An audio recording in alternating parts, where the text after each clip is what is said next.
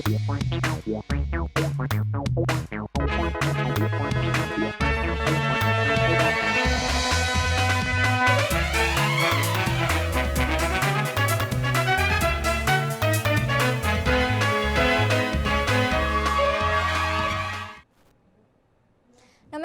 मैं हेमा कुशवाहा और आप देख रहे हैं राष्ट्रीय समाचार की खास मॉर्निंग बुलेटिन। वक्त तो चला है बड़ी खबरों का, मगर खबरों से पहले एक नजर सुर्खियों पर। दिल्ली एनसीआर में बारिश से हाल बेहाल, कई इलाकों में जलभराव, प्रयागराज में भी बाढ़ जैसे हालात। हिजाब पर इलाहाबाद हाईकोर्ट का बड़ा फैसला, स्कूल ड्रेस कोड के खिलाफ याचिका खारिज, कोर्ट ने यूनिफॉर्म नियम को माना वैध।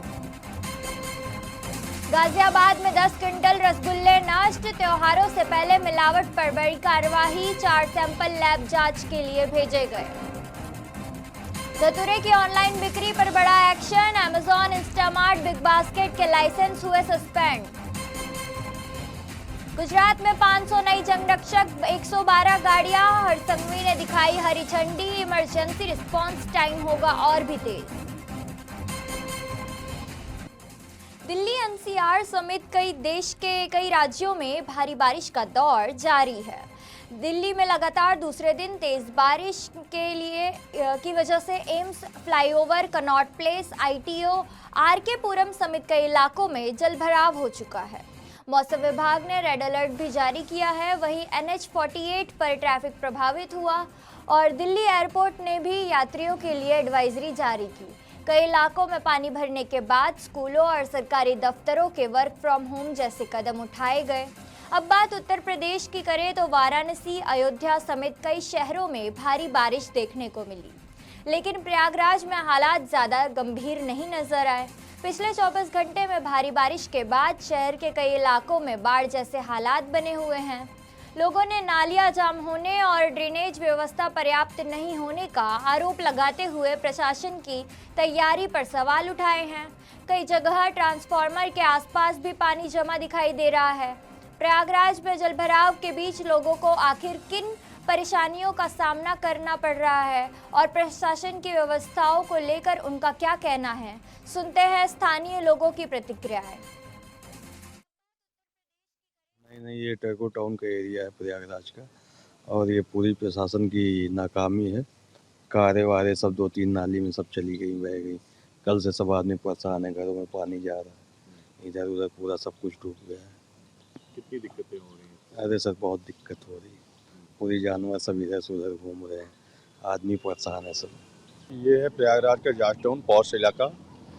यहाँ लगभग 24 घंटे हो गए पानी की समस्या इसी तरह बरकरार बनी हुई है। हम लोग अपने घरों से पैदल निकल रहे हैं, निकल भी नहीं पा रहे हैं, घरों में भी पानी भरा हुआ है और कोई व्यवस्थाएं दिखाई नहीं पड़ी किसी से भी। नाले सब कोई सफाई हुई नहीं है, सब नाले पैक हैं, पूरा चौक हो चुका है। यही व्यवस्थाएं हैं यहाँ की। और पानी बरकरार, सभी घरों में पानी भरा, कोई निकल नहीं पा रहा अपने घर से। ना लाइट है, 24 घंटे से लाइट भी व्यवस्था नहीं है, लाइट को काट दिया गया है। कुंभ मेले के दौरान जो भी काम हुए, पेटियों को नीचे लगाया गया, सारी पेटियां डूबी हुई हैं, वो आप देख सकते हैं। अगर सभी को मालूम है कि यहाँ जल भराव हर साल होते हैं, तो पेटियों के स्टैंड ऊपर करते तो शायद ये लाइट की समस्या ना होती। ट्रांसफार्मर को भी इन्होंने नीचे लगा रखा है, तो भी कई समस्याएं यहाँ पर है, कोई सुनने वाला नहीं।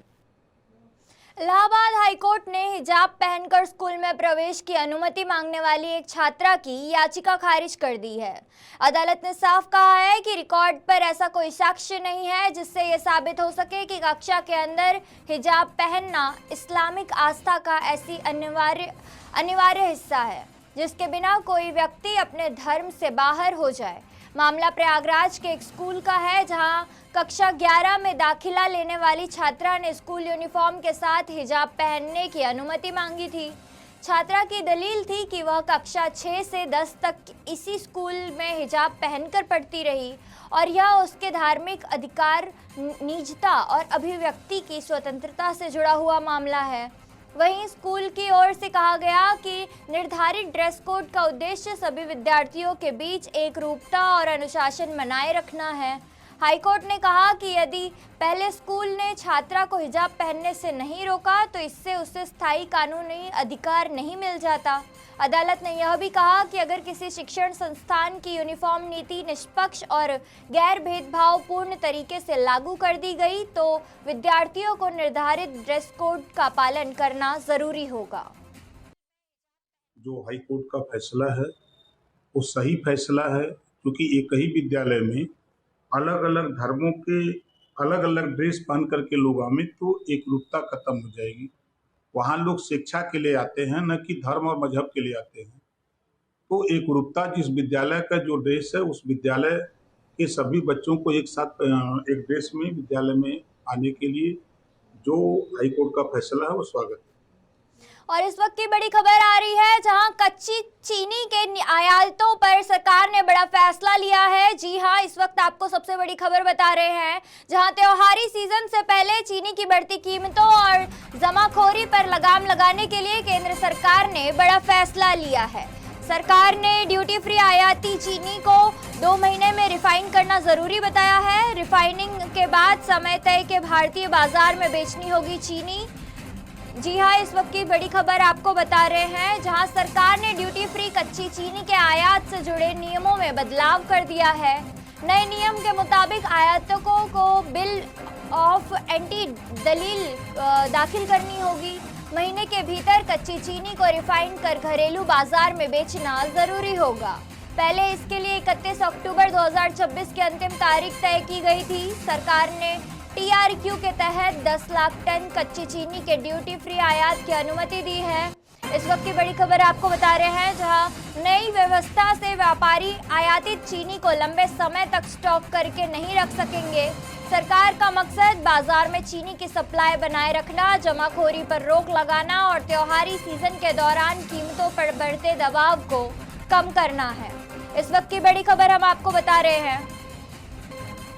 इस वक्त की बड़ी खबर सामने आ रही है कि कच्ची चीनी के आयात नियमों में केंद्र सरकार का बड़ा बदलाव है। जी हां, अब आप चीनी स्टोर करके नहीं रख सकेंगे। ड्यूटी फ्री आयातित चीनी को 2 महीने रिफाइन करना जरूरी रहेगा।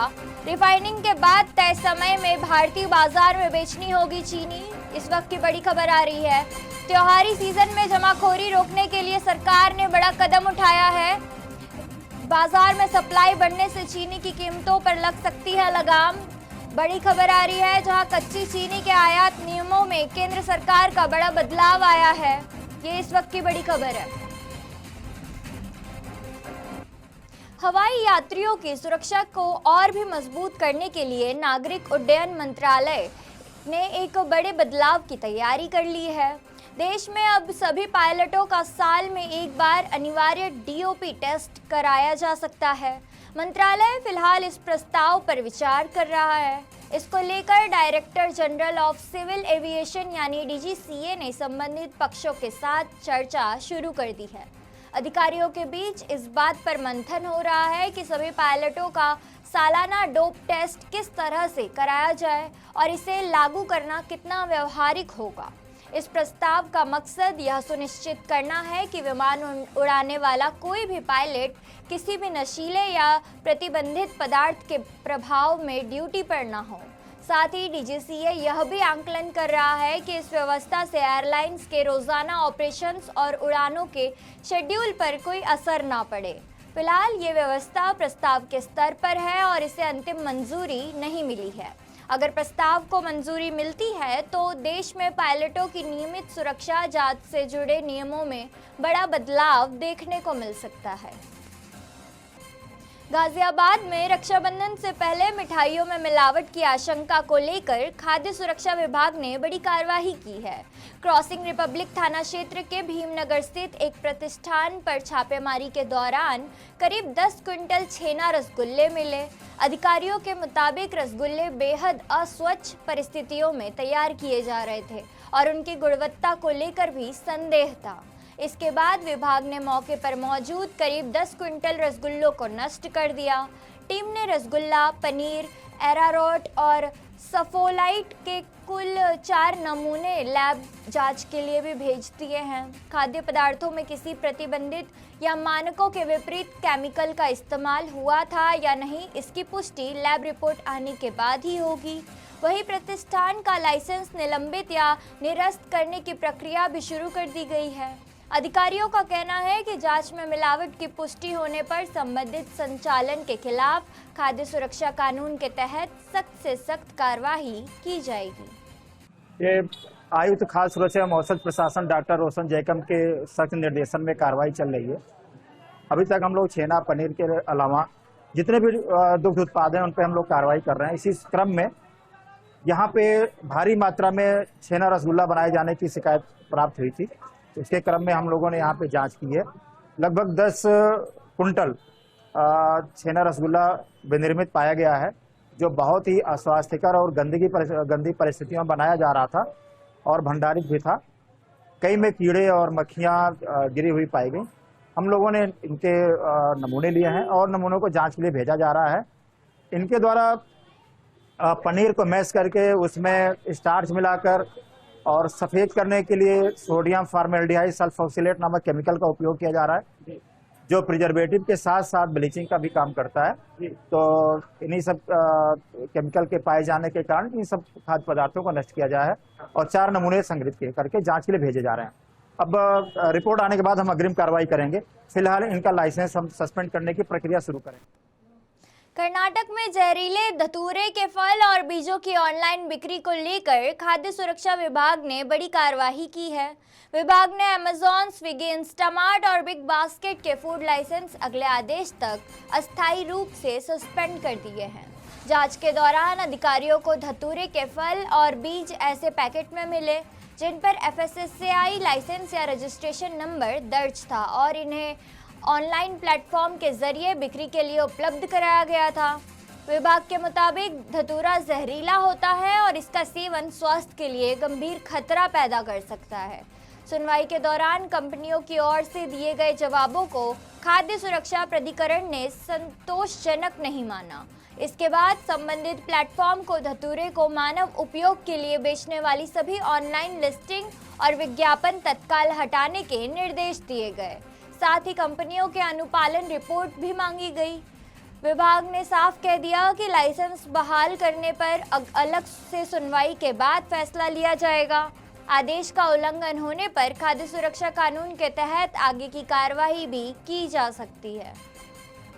गुजरात के इमरजेंसी रिस्पांस सिस्टम को और तेज और मजबूत बनाने की दिशा में आज बड़ा कदम उठाया गया है। उप मुख्यमंत्री हर्ष संघवी ने गांधीनगर के नए शौचालय में 500 नए अत्याधुनिक जनरक्षण 112 वाहनों को हरी झंडी दिखाकर रवाना किया। इन नए वाहनों के शामिल होने के साथ ही राज्य में 24 घंटे इमरजेंसी रिस्पांस के लिए उपलब्ध जनरक्षक वाहनों की संख्या बढ़कर 1000 हो गई है। सरकार के मुताबिक शुरुआती 11 महीनों में 11 लाख से ज़्यादा आपातकालीन मामलों को संभाला गया है। इनमें 6,74,000 से ज़्यादा पुलिस इमरजेंसी से जुड़े मामले शामिल हैं। आधुनिक कॉल सेंटर, GPS और कंप्यूटर एडेड डिस्पैच सिस्टम के इस्तेमाल से औसत रिस्पांस टाइम भी 27 मिनट से घटकर करीब 10 मिनट 49 सेकंड हो गया है। नए जनरक्षण वाहन आधुनिक तकनीक को लैस किए गए हैं। इनमें GPS ट्रैकिंग और mobile data terminal, body worn camera, dash cam, emergency light और सायरन, फर्स्ट एड किट और सर्च लाइट जैसी सुविधाएं मौजूद है। नई व्यवस्था की खास बात यह है कि किसी भी आपात स्थिति में पुलिस थाना या क्षेत्र की सीमा बाधा नहीं बनेगी और घटनास्थल के सबसे नज़दीक मौजूद PCR वाहन को तत्काल रवाना किया जाएगा। सरकार का लक्ष्य इन 500 वाहनों के जरिए गुजरात में पुलिस और दूसरी आपातकालीन सेवाओं का रिस्पांस टाइम और कम करना है। जनप्रिय मुख्यमंत्री आदरणीय भूपेंद्र भाई पटेल की निश्रा में और आदरणीय नायब मुख्यमंत्री और गृह मंत्री हर्ष भाई संघवी साहब के वरद हस्तों से आज रोज गुजरात के गांव-गांव की शांति और सुरक्षा के लिए 112 जनरक्षक प्रोजेक्ट के अंतर्गत 112 गाड़ियाँ गृह विभाग को आज लोकार्पित किया गया है और आज से और हर साल शांति और सुरक्षा की गारंटी जो गुजरात में है गृह विभाग के द्वारा, पुलिस विभाग के द्वारा, इसमें बल मिलेगा। आज रोज गुजरात के एक काफले में 500 और वाहन 112 के जरिए ज्वाइंट हो गए। इसके जरिए गुजरात के जो पीड़ित के कोई जगह पर जो टाइम पुलिस पहुंचती थी इसमें बहुत कमी आएगी और 5 से 10 मिनट में पुलिस विक्टिम के वहां पहुंचेगी। इससे गुजरात की शांति और सुरक्षा की गारंटी आदरणीय मुख्यमंत्री भूपेंद्र भाई पटेल। विदेश मंत्री एस जयशंकर 2 दिवसीय रूस दौरे पर मॉस्को पहुंचे हैं, जहां उन्होंने रूसी राष्ट्रपति व्लादिमीर पुतिन से मुलाकात की। इस दौरान भारत रूस के द्विपक्षीय संबंधों के साथ व्यापार, ऊर्जा, उर्वरक, परमाणु ऊर्जा और दूसरे महत्वपूर्ण क्षेत्रों में सहयोग पर चर्चा हुई। बैठक में जयशंकर ने प्रधानमंत्री नरेंद्र मोदी की ओर से पुतिन को शुभकामनाएं दी और उनका निजी संदेश भी सौंपा। जयशंकर ने कहा कि भारत और रूस के आर्थिक सहयोग में अच्छी प्रगति हुई है और दोनों देशों के बीच साझेदारी लगातार मजबूत हो रही है। बातचीत में आगामी एससीओ और ब्रिक्स शिखर सम्मेलन का भी जिक्र हुआ। जयशंकर ने कहा कि प्रधानमंत्री नरेंद्र मोदी आगामी बैठकों में राष्ट्रपति पुतिन से मुलाकात को लेकर उत्सुक है। वहीं राष्ट्रपति पुतिन ने भारत रूस संबंधों की मजबूती का भी जिक्र करते हुए कहा कि दोनों देश लगभग सभी प्रमुख क्षेत्रों में मिलकर काम कर रहे हैं। उन्होंने भारत को उर्वरक आपूर्ति बढ़ाने और ऊर्जा तथा हाईटेक क्षेत्रों में सहयोग आगे बढ़ाने की बात भी कही। अपने रूस दौरे के दौरान जयशंकर रूसी विदेश मंत्री सर्गेई लावरोव के से भी मुलाकात करेंगे, जहां क्षेत्रीय और वैश्विक मुद्दों पर भी चर्चा होगी। कश्मीरी पंडित कर्मचारियों को लेकर कथित आतंकी हिट लिस्ट सामने आने के बाद जम्मू कश्मीर के पूर्व डीजीपी एसपी वैद ने गंभीर चिंता जताई है। उनका कहना है कि कर्मचारी के नाम, पते, मोबाइल नंबर और गाड़ियों जैसी निजी जानकारी सामने आना किसी अंदरूनी व्यक्ति की भूमिका की आशंका पैदा करता है। एसपी वैद ने कहा कि प्रशासन की पहली प्राथमिकता इस कथित हिट लिस्ट के पीछे मौजूद लोगों और संवेदनशील जानकारी लीक करने वालों की पहचान करना होनी चाहिए। उन्होंने दोषियों के खिलाफ बेहद कड़ी कानूनी कार्रवाई की मांग की है। वैद ने कश्मीरी पंडित कर्मचारियों की सुरक्षा के लिए वरिष्ठ प्रशासनिक अधिकारियों, पुलिस, खुफिया एजेंसियों और सुरक्षा बलों को मिलाकर एक विशेष सुरक्षा योजना तैयार करने की ज़रूरत भी बताई है। बताया जा रहा है कि प्रधानमंत्री के विशेष रोजगार पैकेज के तहत घाटी में काम कर रहे कश्मीरी पंडित कर्मचारियों से जुड़ी निजी जानकारी वाली धमकी ऑनलाइन सामने आई है। फिलहाल सुरक्षा एजेंसियों के लिए सबसे बड़ी चुनौती इस जानकारी के स्रोत का पता लगाना है और कर्मचारियों की सुरक्षा सुनिश्चित करना है। मुझे लगता है पूरा कंप्लीट सिक्योरिटी प्लान बनाना पड़ेगा सीनियर अधिकारियों को और ये सुनिश्चित करना पड़ेगा कि ये टारगेट ना हो, because they are soft target और जो लश्कर है वो इस तरह का ये जो थ्रेट है इसको सीरियसली लेना चाहिए और एक्शन प्लान पूरा बनाकर इनको ऐसे ऑफिसेज में रखना चाहिए जो सिक्योर हो, जहां प्रोटेक्टेड हो, जैसे डिप्टी कमिश्नर का ऑफिस होता है, जैसे डायरेक्टरेट होती है, सेक्रेटरेट होती है, जो प्रोटेक्टेड एरियाज हैं और जो घर के पास है, जहाँ इनकी प्रोटेक्टेड रेजिडेंस है उसके पास इनके अगर हों। दूसरा, इनको मुझे लगता है जिस तरह डूज एंड डाउन्स की ट्रेनिंग भी होनी चाहिए, क्या करना चाहिए, क्या अगर आप खतरा देखते हैं तो उसमें कैसे रिएक्ट करना है, अपने आप को कैसे प्रोटेक्ट करना है, इसकी जानकारी, इसकी ट्रेनिंग इनको मिलनी चाहिए। और छोटा हथियार भी अगर हो सके तो इनको लाइसेंस्ड हथियार भी देने की इजाज़त देनी चाहिए, ताकि अगर इन पर कोई गोली चलाता है तो ये भी वापस रिटेलिएट कर सकें। तो ये सारा एक्शन प्लान पूरा ड्रा करने की ज़रूरत है ताकि ये सॉफ्ट टारगेट ना बने और इस तरह के जो थ्रेट हैं उनको लाइटली नहीं लेना चाहिए। जी।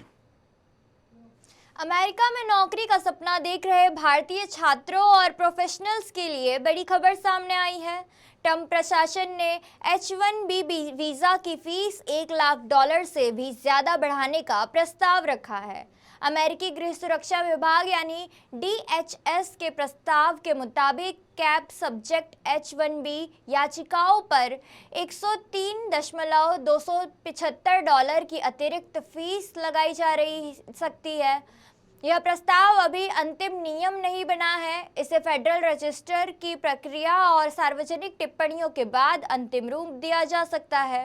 प्रस्ताव के मुताबिक यूनिवर्सिटी और कुछ नॉन प्रॉफिट संस्थानों से जुड़े कैंप एग्जिटमेंट H1B मामलों को अतिरिक्त फीस से छूट मिल सकती है। DHS का अनुमान है कि करीब 85,000 याचिकाओं से सरकार को लगभग 8.8 अरब डॉलर का राजस्व मिल सकता है। विभाग का तर्क है कि इस रकम का इस्तेमाल कानूनी इमिग्रेशन व्यवस्था से जुड़े प्रशासनिक खर्चों को पूरा करने के लिए तैयार किया जाएगा। H1B वीज़ा का सबसे ज़्यादा इस्तेमाल टेक्नोलॉजी, रिसर्च और दूसरे स्पेशलाइज्ड सेक्टर में विदेशी कर्मचारियों की नियुक्ति के लिए होता है।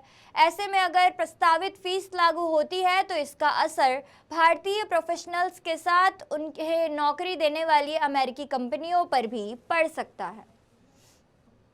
छत्तीसगढ़ के सुकमा जिले से इस वक्त बड़ी खबर सामने आ रही है। यहाँ नक्सली विरोधी अभियान के दौरान सुरक्षा बलों को बड़ी सफलता मिली है।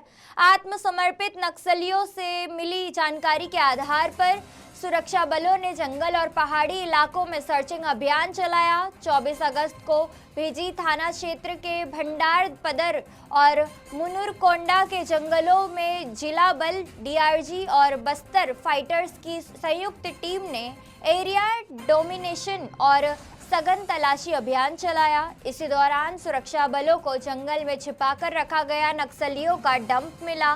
तलाशी के दौरान डंप से SLR राइफल, बोर राइफल और मास्केट राइफल बरामद की गई। इसके अलावा दवाइयाँ और दैनिक उपयोग में आने वाली कई अन्य सामग्री भी सुरक्षा बलों के हाथ लगी। पुलिस के मुताबिक नक्सलियों ने इन सामानों को जंगल में दुर्गम इलाकों में सुरक्षा बलों की नज़र से बचाने के लिए छिपा कर रखा था। बरामद सभी सामग्री को सुरक्षित तरीके से कब्जे में ले लिया गया है और मामले में नियम अनुसार आगे की कार्रवाई की जा रही है। सुरक्षा बलों का सर्चिंग अभियान अभी भी जारी है।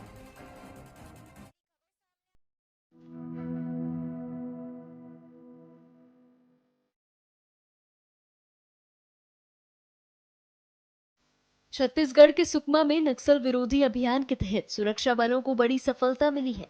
आत्मसमर्पित नक्सलियों से मिली जानकारी के आधार पर 24 अगस्त को भिज्जी थाना क्षेत्र के भंडारपदर और मुनुरकोंडा के जंगल पहाड़ी इलाकों में संयुक्त सर्चिंग अभियान चलाया गया। जिला बल, DRG और बस्तर फाइटर्स की संयुक्त टीम ने एरिया डोमिनेशन और सघन तलाशी के दौरान नक्सलियों द्वारा जंगल में छिपा कर रखे गए डंप का पता लगाया। बरामद डंप से SLR rifle, bore rifle, musket rifle, कई वेपन, दवाइयां और दैनिक उपयोग की अन्य सामग्री भी बरामद की गई है। पुलिस के मुताबिक नक्सलियों ने इन सामग्रियों को जंगल और दुर्गम इलाकों में छिपा कर रखा था। बरामद सामग्री को सुरक्षित तरीके से कब्जे में लेकर नियमानुसार आगे की कार्रवाई की जा रही है। देखिए, आप जैसे जानते हैं कि लगातार DRG टीम के द्वारा जहाँ जहाँ पे सूचनाएं आती हैं हम लोगों के द्वारा टीम को भेजकर वहाँ पर सर्चिंग अभियान कराया जाता है। उसी हिसाब से जो हमें एक इनपुट मिला था उसके ऊपर हम लोग भंडारपदर जो भिज्जी पुलिस स्टेशन के अंतर्गत का क्षेत्र जो किस तरह कोंटा एरिया कमेटी जो थी उनका स्ट्रॉन्ग होल्ड हुआ करता था, उस एरिया में जब हम लोग का सर्चिंग गश्त चला था उसी दौरान हमें ये जो डंप है वो बरामद हुआ है। डंप के अंदर SLR 315 rifle, 410 musket, BGL launcher, BGL shells, बाकी जो अन्य जो वेपन्स हैं उसके बहुत सारे कारतूस, ये सब चीज़ें बरामद हुई हैं।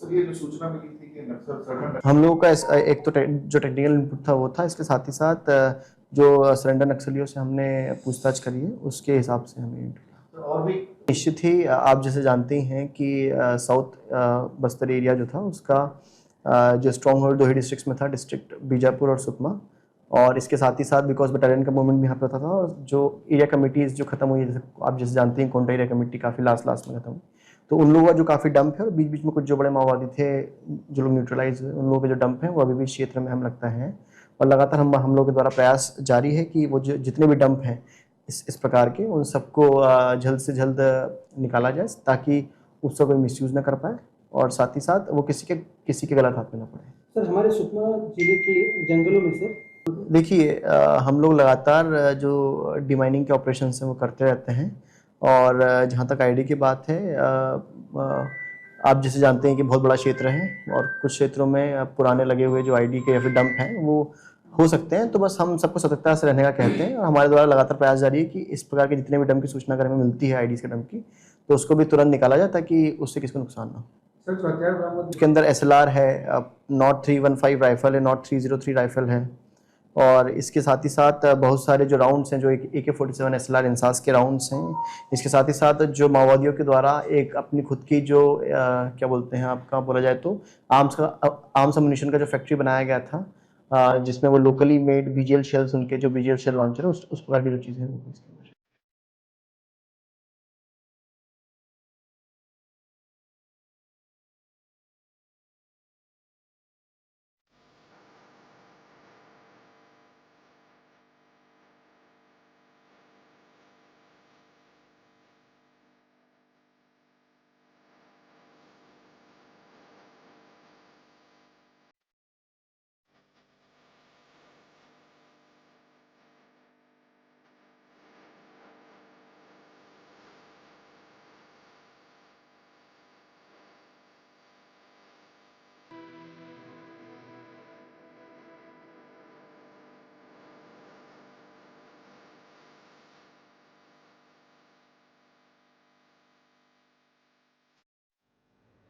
तो ये थी अब तक की खास खबर, और खबर के लिए बने रहिए राष्ट्रीय समाचार के साथ। तब तक के लिए नमस्कार।